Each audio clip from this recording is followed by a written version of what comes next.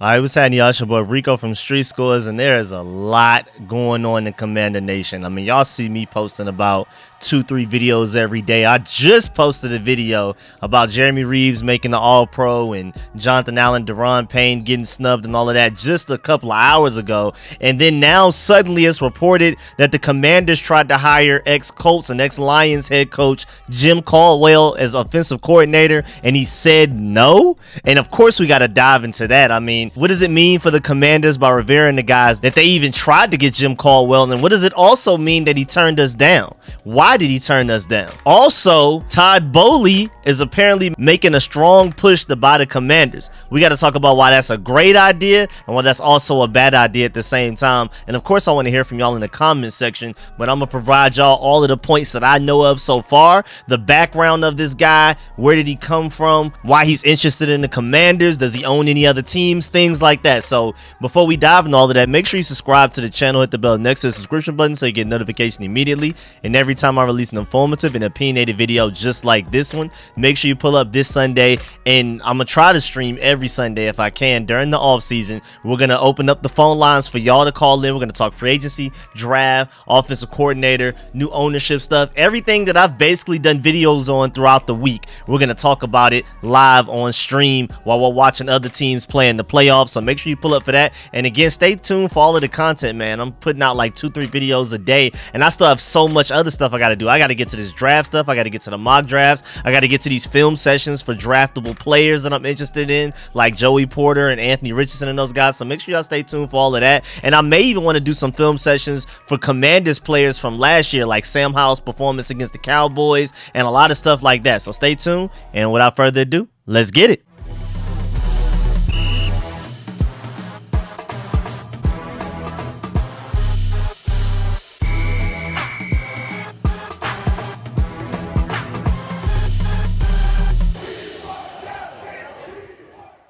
All right, let's start with the ownership thing. So Scott Abraham with 7 News, that's really close to the organization, he tweeted out, "Get to know the name Todd Boehly. Sources have told me that Boehly is making a very strong push to buy the Washington Commanders. This is his hometown team. Boehly was raised in Bethesda and attended Landon School. He is the co-owner of Chelsea, Dodgers, and the LA Sparks." Now, it was confirmed back all the way in November that Todd Boehly was interested in buying the Commanders, but now, reportedly today, he's making a strong push to do it. Like, he's moving forward like, hey, man, I'm trying to do this. I'm trying to get this. Of course, we have Jeff Bezos in the mix, Jay-Z, maybe with Jeff Bezos. We have a lot of names in there. Now you can also add Todd Boehly as a serious contender. Again, it was reported back in November that he was interested, but as of today, we know that he's like making moves to make it happen. Now, can he compete with the combination of potentially Jeff Bezos, Jay-Z, Matthew McConaughey, and Kevin Durant all together? We'll see, because he definitely doesn't have more money than Jeff Bezos, and he's definitely not as relatable as the other 3 people, but we'll see. You never know, man.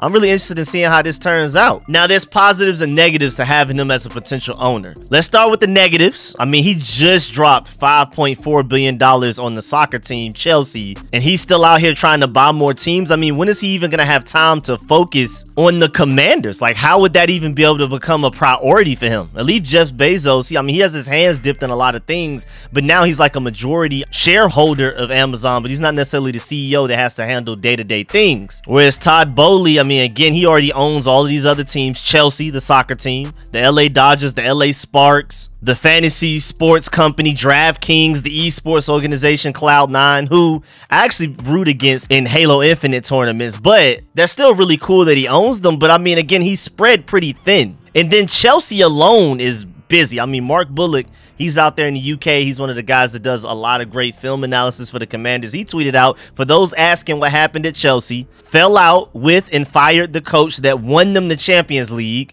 made himself effectively GM, and spent insane money on signing players, but with zero plan or idea of how the players would fit together, and then currently sat 10th in the Premier League. So basically, he took a great organization and basically threw it in the dumps and poured too much money into making bad decisions, signing signing over a bunch of guys, overpaid guys, and didn't even actually try to figure out how those guys would work together and mesh and actually be able to play well amongst each other. He was just like, F it, I'm just going to throw all this money out there and see what happens. And then it sounds like he has somewhat of an ego for him to end up firing the coach that won him the Champions League. Why would you fire the coach that won you the Champions League? Unless he was just the worst person ever, I just don't see how that made any sense as a move. So I'm worried about that translating to the NFL. Now, maybe he learned a lesson with Chelsea, and maybe when it comes to buying an NFL team and owning an NFL team and managing it and all of that stuff, maybe he'll learn from his Chelsea losses and then do right by the Commanders, I guess. Like, I don't want him to come over here and do the equivalent of that. Have a really good head coach or offensive coordinator, and then we're winning, and then suddenly it becomes an ego battle and he fires them just because of that. Not because of what they put on the field, but what he does, but what the guy does off the field ego wise. And now we're back to the NFL dungeon, bottom of the league at best average. I don't want to end up back there. So maybe he could learn from the Chelsea situation. But again, this is a guy that knows a lot about sports. You can argue on one side that he's spread thin, but then on the other side of it, the fact that he owns 20% of the Los Angeles Dodgers, he's a part owner of the Los Angeles Sparks, and then again, DraftKings, my boy Washington Command Center a couple of weeks ago brought up a great point that if he owns the fantasy sports company DraftKings, maybe refs will start to be in our favor more. I already think once Dan Snyder is gone, refs are at the very least going to be fair towards us. It's going to be 50-50. It's going to be even across the board. But with him owning DraftKings, you know what I'm saying, he might have a little bit of Vegas in him to make a call to the right people to make the right call for the refs on the field when we need one, to cheat a little bit for us, just like how the Giants did with those last two plays with the Terry McLaurin illegal formation and the Curtis Samuel defensive holding and pass interference that wasn't called. All of that type of stuff, maybe because he's involved with DraftKings, maybe because he owns DraftKings, we'll get some of that. Who knows? And then also the fact that he's in the esports, I mean, he has his hand dipped in everything. He knows every angle and every situation around sports, even the video game side of it. Baseball, WNBA, gaming, fantasy sports, and betting. This man is everywhere. And again, there's one side of it where you can argue maybe he's spread too thin and he doesn't have enough time and resources to really focus on making sure the Commanders can be as great as they can be. Maybe he will just acquire the Commanders as like another toy rather than treating it like his own baby. But then there's the other side of, I mean, this guy has so many connections everywhere. He probably knows a lot of people. He knows a lot of stuff, and that could potentially benefit this organization in a lot of ways. We'll see though, but that's really interesting, man. This guy is a very interesting guy. A lot of people are really afraid of him buying the team and don't want him to come back at all. I mean, I'm seeing comments about he needs to worry about fixing Chelsea first and things like that before he even thinks about buying an NFL franchise. But he is from Maryland. This is his hometown team. It may be sort of like the same thing with Dan Snyder, where he bought the Redskins because it was his favorite team growing up. That didn't work out with Dan Snyder at all. But usually when you hear that, you would think that the owner would be a great owner because of that, and maybe he can actually be the one where it actually works out, where an owner buys his hometown team and wants them to be great, and then they actually end up becoming great. Who knows? And then moving on to the next topic, and maybe I should have made this two separate videos, but I just felt like I might as well go and consolidate them both in the same video anyway.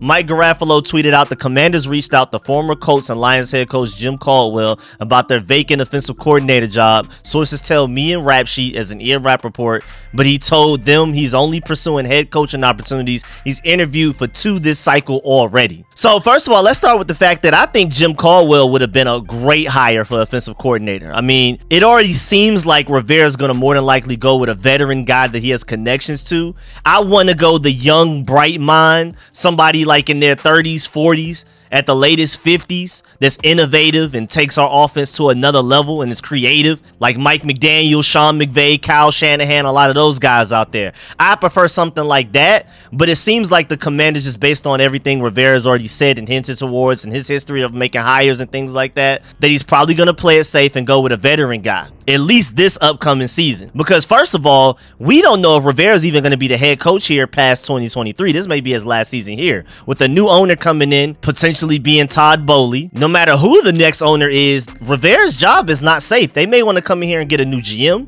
get rid of Martin Mayhew, get rid of a lot of people in the front office and the staff and everything like that. I mean, I'm not even sure if Jason Wright would be safe. And then especially Ron Rivera as head coach and whoever he brings in as offensive coordinator this year, and Jack Del Rio, a defensive coordinator, all of the assistant coaches such as Randy Jordan at running backs, Chris Harris at DB's coach, all of that, man. Nothing is safe when a new owner comes over. So, I mean, first of all, is there any offensive coordinator out there that's even going to be willing to deal with all of that drama? I mean, to come in for a 1-year prove-it deal as far as being a coach, you know, normally players do that type of stuff. But what offensive coordinator wants to do that? To come into a really chaotic and non-stable situation and just try to prove themselves to the new owner that has just arrived that, hey, man, you need to keep me as an offensive coordinator, and if I do a great enough job, maybe you can even make me head coach. And maybe that's the perfect scenario for an Eric Bieniemy who just can't seem to get a job anywhere. And I guess people feel like he hasn't proven enough that he's the true play caller and the mastermind behind the offense of the Chiefs and Pat Mahomes and all of those guys.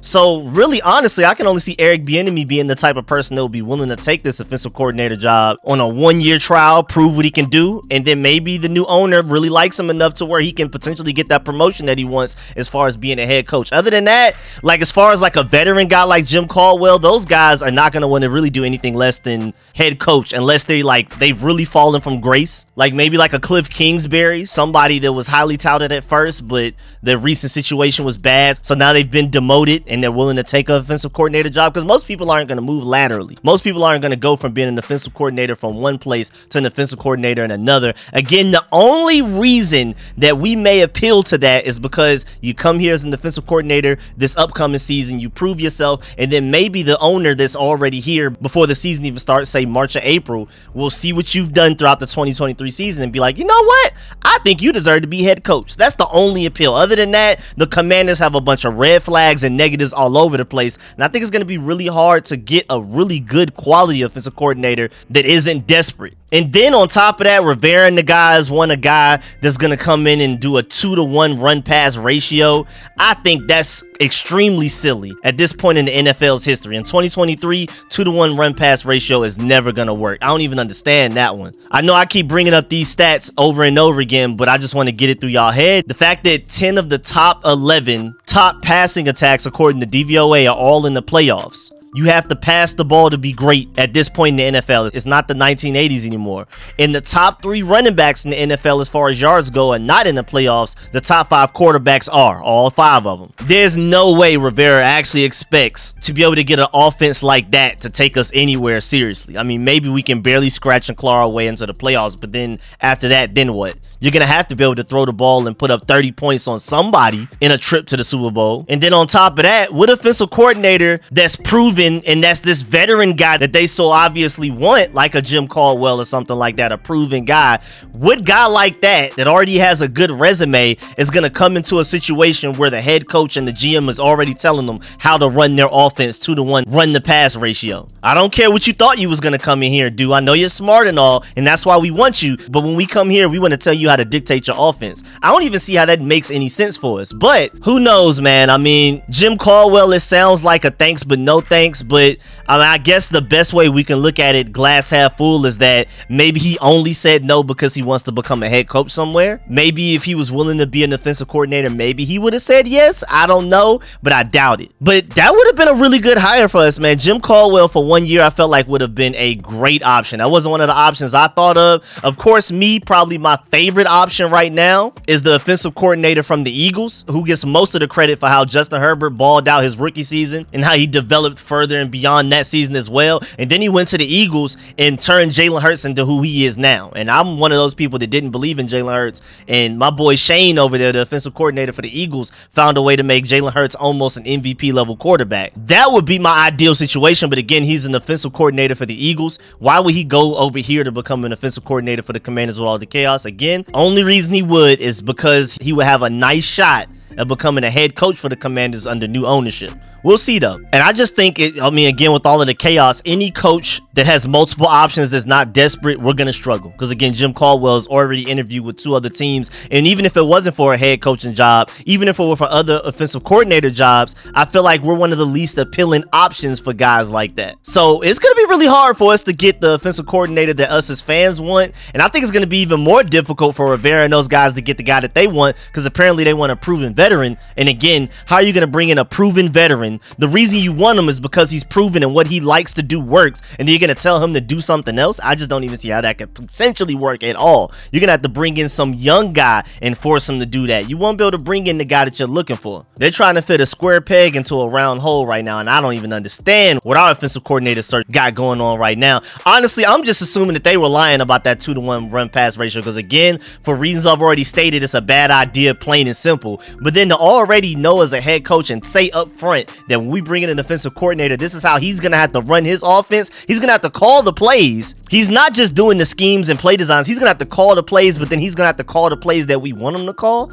That's an ugly situation. I wouldn't take that. I wouldn't take that situation as an offensive coordinator, in my opinion. So we'll see. I'm pretty sure our potential options as offensive coordinator are very slim, unless Rivera and Martin Mayhew were just playing about that 2-to-1 run pass ratio. Maybe they were telling us as fans that. Maybe they want other teams to think that, so they prepare for that in the offseason, and then we go and hire a pass attacking offensive coordinator and we just light people up on the scoreboard and catch them off guard. I don't know. Maybe it's chess, not checkers. Maybe it's some long-term strategy that Rivera is doing. Maybe he's just bluffing. I don't know, but we'll see. But yeah, man, that's the end of this video. Please get in the comment section. Let me know how you feel about everything discussed in this video. Todd Boehly as owner, Jim Caldwell, potentially us even trying to get Jim Caldwell, and then us not being able to get him because he wants to become a head coach, or does he just not want to have anything to do with the Commanders at all? Let me know in the comment section how you feel about everything discussed in this video. And of course, man, please leave a like on this video if you liked it, if you learned anything. Of course, shouts out to all of my sponsors, especially my Pro Bowl sponsors, whose names you scrolling on the screen right now. Appreciate all of y'all that support the channel. Catch y'all later. I'm out.